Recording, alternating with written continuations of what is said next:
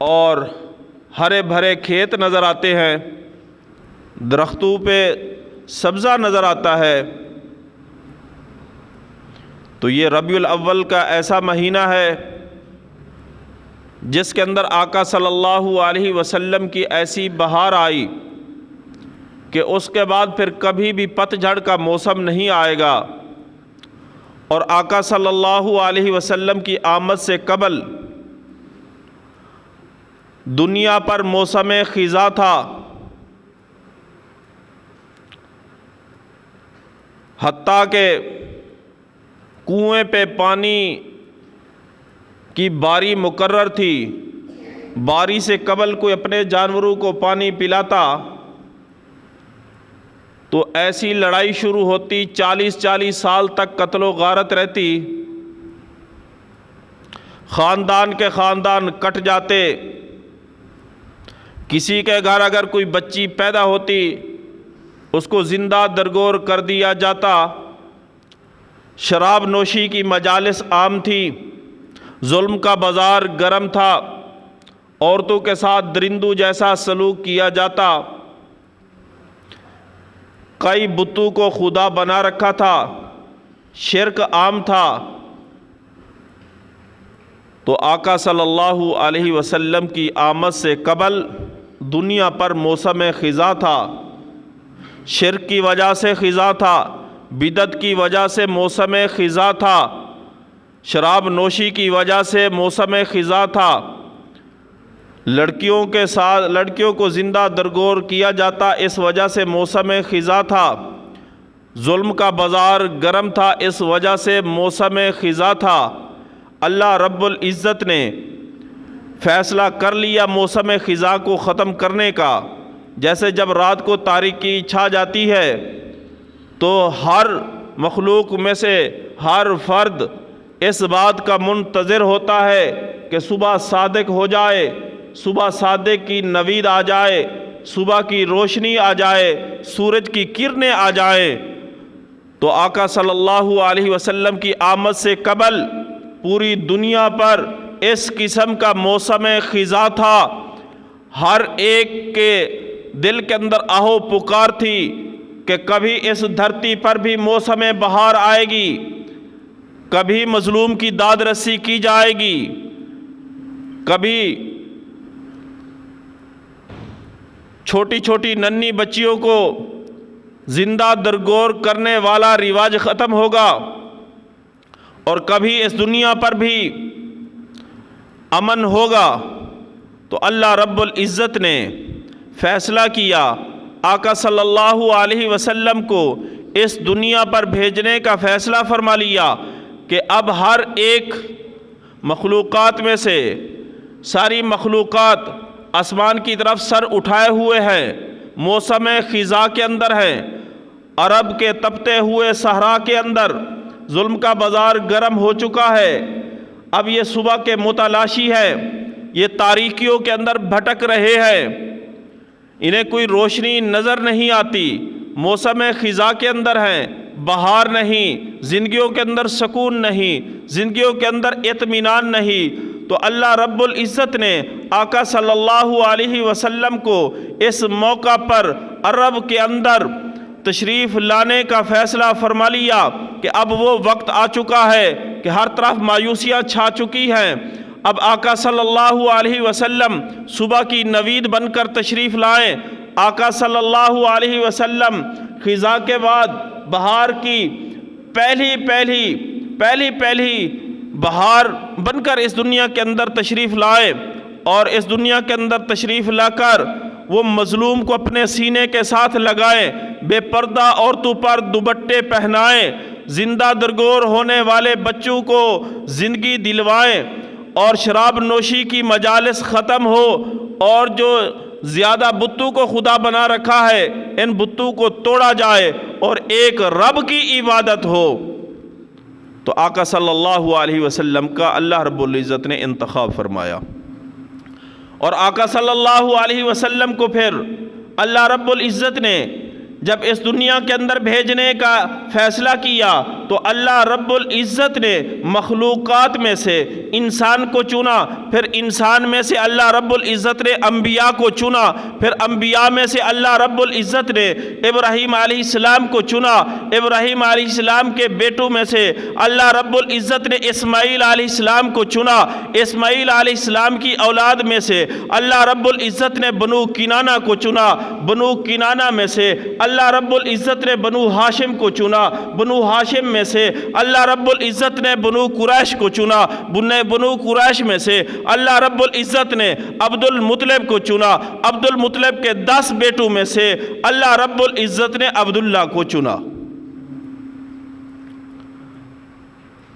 آقا صلی اللہ علیہ وسلم کے تشریف لانے سے چند ماہ پہلے حضرت عبداللہ مکہ کی دھرتی سے گزرتے ہوئے اپنے گھر کی طرف تشریف لا رہے ہیں کہ راستے کے اندر ایک حسین و جمیل عورت حضرت عبداللہ کو روکتی ہے اور روک کر کھلے طور پر عرض کرتی ہے کہ اے عبداللہ، میں تجھ سے شادی کرنا چاہتی ہوں، بہت سارے رشتوں کے میرے پاس پیغام آئے لیکن میں نے انکار کیا، میں اپنے آپ کو پیش کرتی ہوں، اے عبداللہ آپ اپنے نکاح کے اندر مجھے قبول کر لے۔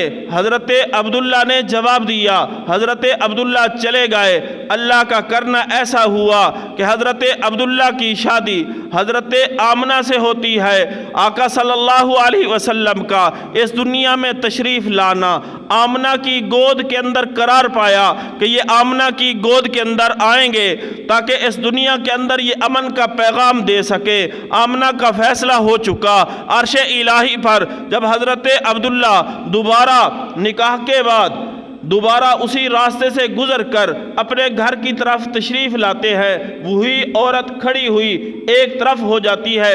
جب حضرت عبداللہ آگے بڑھتے ہیں، پیچھے سے وہ پکار کر کہتی ہے، اے عبداللہ، تو نے مجھ سے یہ سوال کیوں نہ کیا کہ پہلے تو شادی کا مطالبہ کرتی تھی، آج تو نے مجھے دیکھ کر ایک طرف پردہ کر لیا، وجہ کیا ہے، ماجرا کیا ہے؟ میں خود بتاتی ہوں، میں کوئی طائفہ عورت نہیں، میں کوئی بد کردار عورت نہیں، میں تورات کی حافظہ ہوں، انجیل اور زبور کی عالمہ ہوں۔ میں نے اپنی کتابوں کے اندر وہ آقا صلی اللہ علیہ وسلم کا مقام دیکھا، اس کی نشانیاں دیکھی، وہ ساری نشانیوں کا نور آپ کے ماتھے کے اندر چمک رہا تھا۔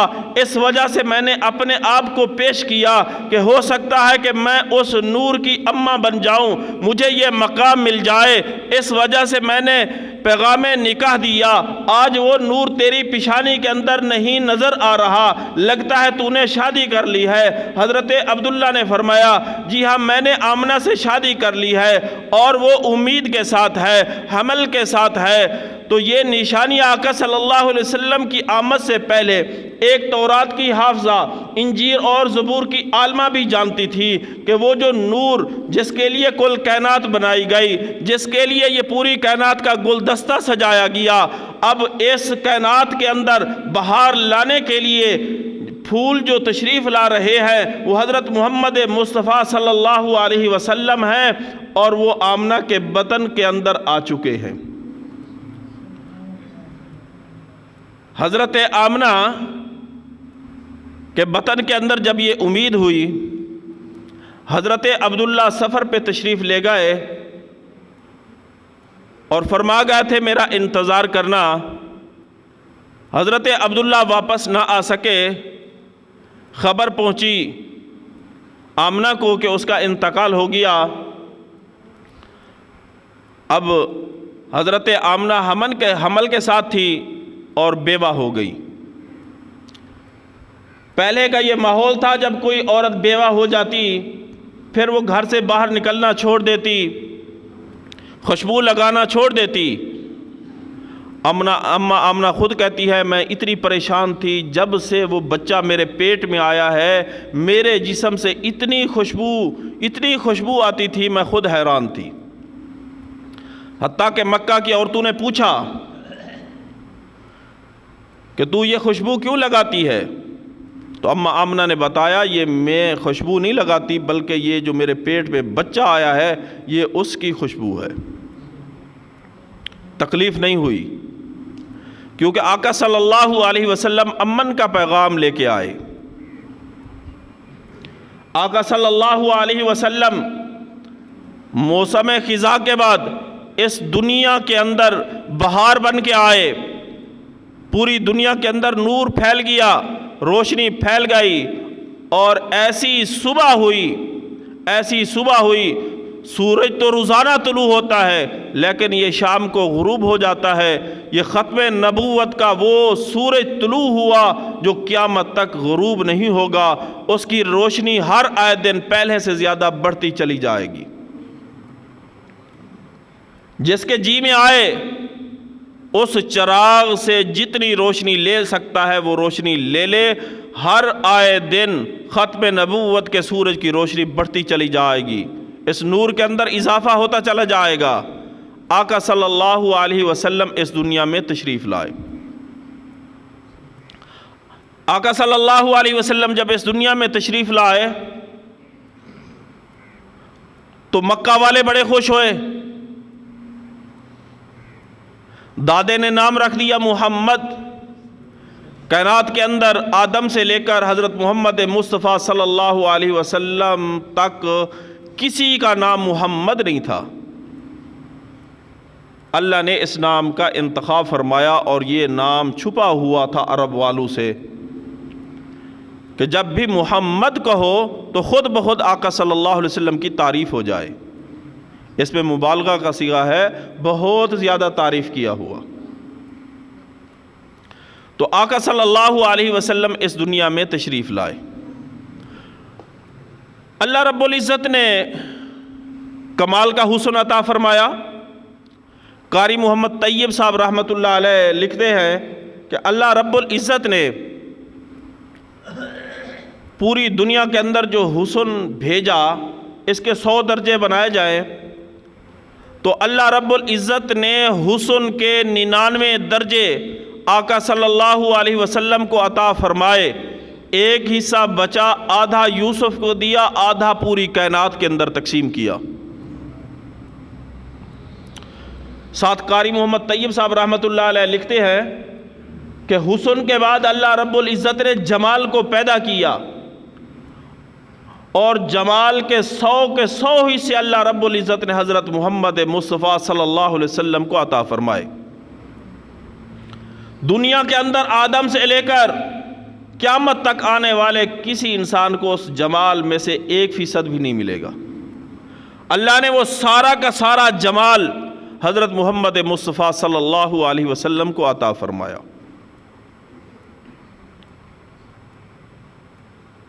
قرآن مجید کے اندر آتا ہے کہ چند عورتوں نے حضرت یوسف علیہ السلام کو دیکھا تو قرآن کہتا ہے وَقَطَّعْنَا أَيْدِيَهُنَّ وَقُلْنَا حَاشَ لِلَّهِ، ان کے ہاتھ میں چھریاں تھی، مدہوشی میں آ کر یوسف کو دیکھ کر اپنی انگلیوں کے پورے کٹوا بیٹھی۔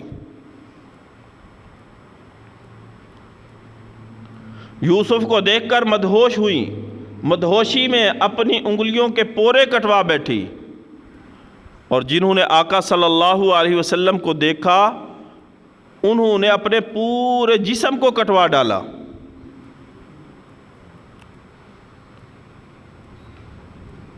اپنی جسم کی پرواہ نہیں کی،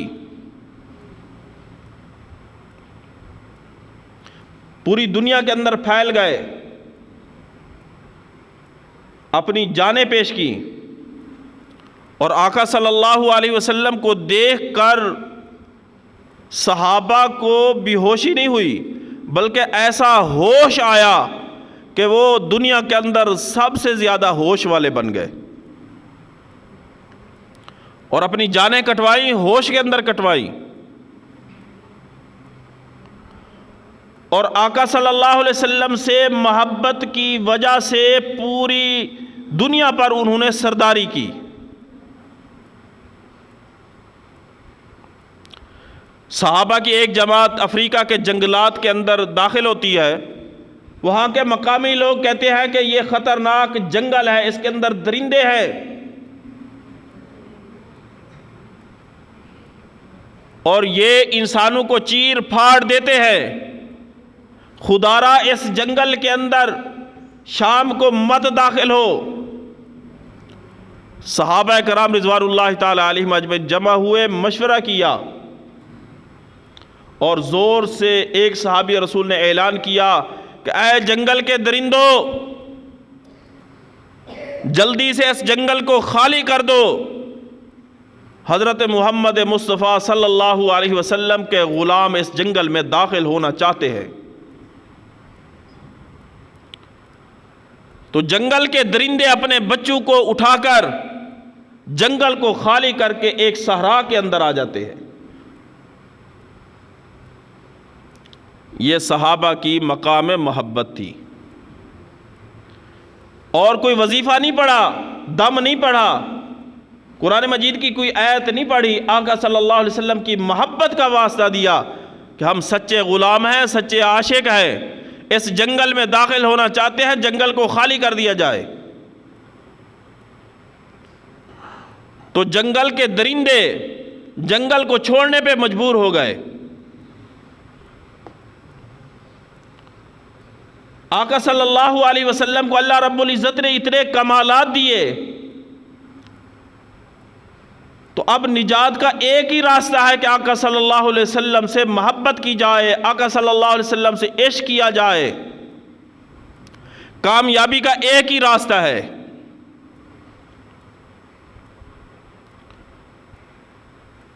اب کتنی محبت کی جائے؟ اپنے والد کے برابر کافی ہے، اماں سے بڑا پیار ہوتا ہے، اماں کے برابر کافی ہے، یا اولاد سے ہر ایک کو پیار ہوتا ہے، اپنی اولاد سے اولاد کے برابر محبت کی جائے؟ یا انسان کو اپنی ذات کے ساتھ محبت ہوتی ہے، اپنے برابر کر لی جائے؟ کافی ہے؟ نہیں۔ آقا صلی اللہ علیہ وسلم نے ارشاد فرمایا، لا یؤمن احدکم حتی اکون احب الیہ من والدہ وولدہ والناس اجمعین، تم میں سے کوئی ایک ایمان والا نہیں ہو سکتا، اس کا ایمان معتبر نہیں حتیٰ کہ مجھ محمد سے محبت کرے۔ کس سے؟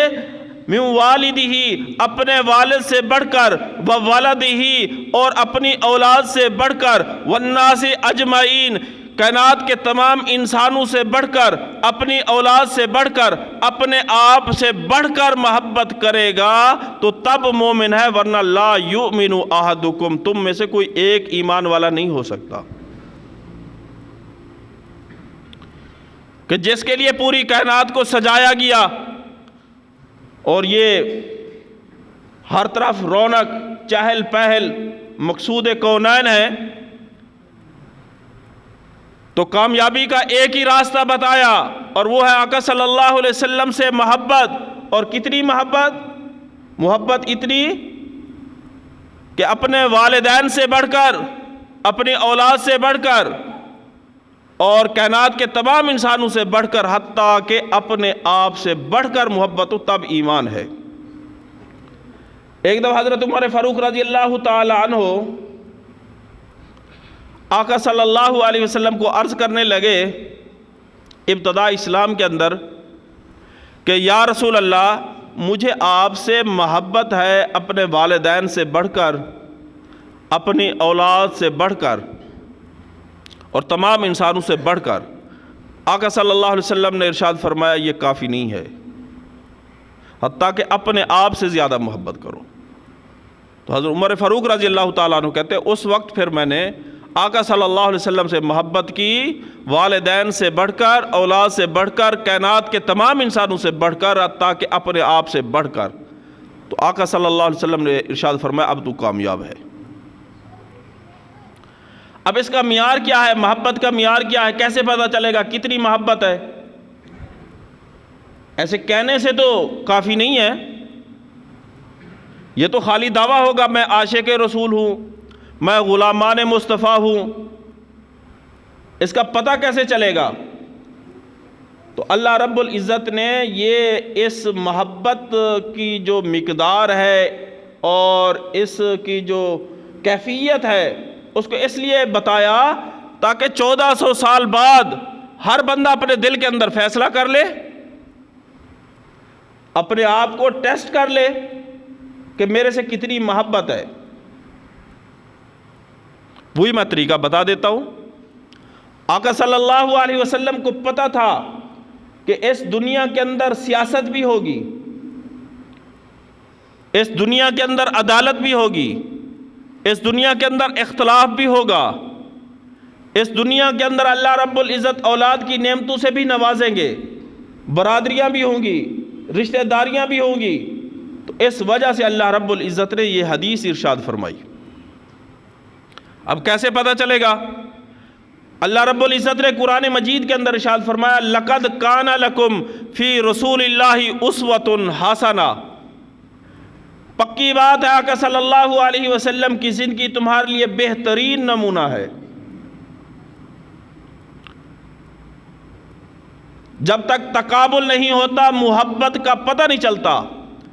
خاندان کے اندر لڑائیاں ہو جائے، اب پتہ چلتا ہے آدھی برادری ایک طرف آدھی ایک طرف، ان سے پوچھا جائے اس طرف کیوں ہو، وجہ بتاتے ہیں میری بیٹی ان کے گھر کے اندر ہے، مجھے مجبوری ہے، پنچایت کے اندر میں نے ساتھ جانا ہے، تھانہ کچہری میں ساتھ جانا ہے۔ ان سے پوچھا جائے ہاں بھائی ان سے ہمارے رشتے ہیں، ان کی بیٹی ہمارے گھر کے اندر ہے، ان کے ساتھ کھڑا ہونا یہ مجبوری ہے، برادری کا تقاضا ہے، محبت کا تقاضا ہے۔ جب تک تقابل نہیں ہوتا سب ملے جلے ہوتے ہیں، جب تقابل ہوتا ہے مقابلہ ہوتا ہے لڑائی ہوتی ہے، آدھے ایک طرف ہو جاتے ہیں آدھے دوسری طرف ہو جاتے ہیں، پتہ چل جاتا ہے یہ الگ ہے یہ الگ ہے، ان کی آپس میں محبت زیادہ ان کی آپس میں محبت زیادہ۔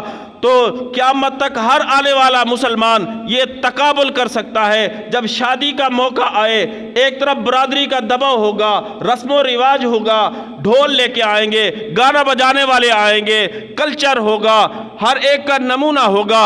ایک طرف آقا صلی اللہ علیہ وسلم کی زندگی کا نمونہ ہوگا، ایک طرف حضرت فاطمہ الزہرا رضی اللہ تعالیٰ عنہ کی شادی ہوگی، حضرت علی المرتضیٰ رضی اللہ تعالیٰ عنہ کی شادی ہوگی، وہ نقشہ ہوگا، کتابوں کے اندر موجود ہوگا، تاریخ گواہ ہوگی، صحابہ کے واقعات موجود ہوں گے۔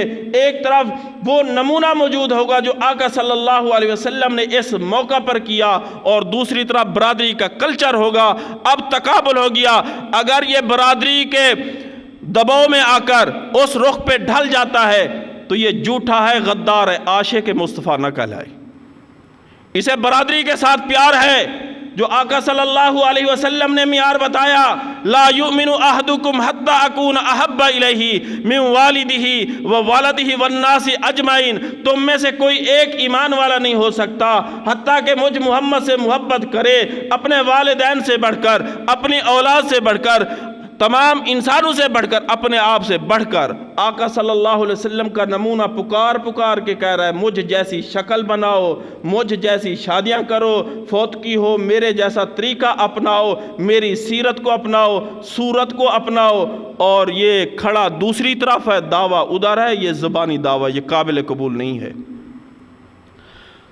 تو اللہ رب العزت سے دعا ہے کہ اللہ رب العزت ہمیں سچا عاشق بنائے۔ تو سچا عاشق تبھی ہوں گے جب دلیل ہوگی کہ آقا صلی اللہ علیہ وسلم زندگی کے آخری لمحات کے اندر، جب آقا صلی اللہ علیہ وسلم کے پاؤں کے اندر اتنی سکت نہیں، پاؤں لڑکھڑا رہے ہیں، دو صحابہ کے آسرے کے ساتھ مسجد نبوی تشریف لاتے ہیں، نماز پڑھتے ہیں۔ آج ایک عاشق مصطفیٰ کا دعویٰ کرے گھر سویا پڑا رہے نماز نہ پڑھے، یہ جھوٹا ہے، عاشق نہیں کذاب ہے۔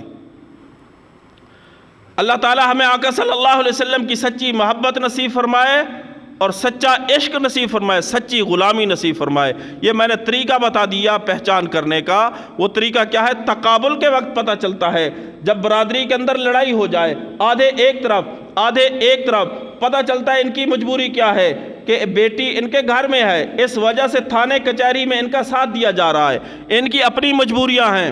اور آقا صلی اللہ علیہ وسلم کے ساتھ محبت کا پتہ کب چلتا ہے؟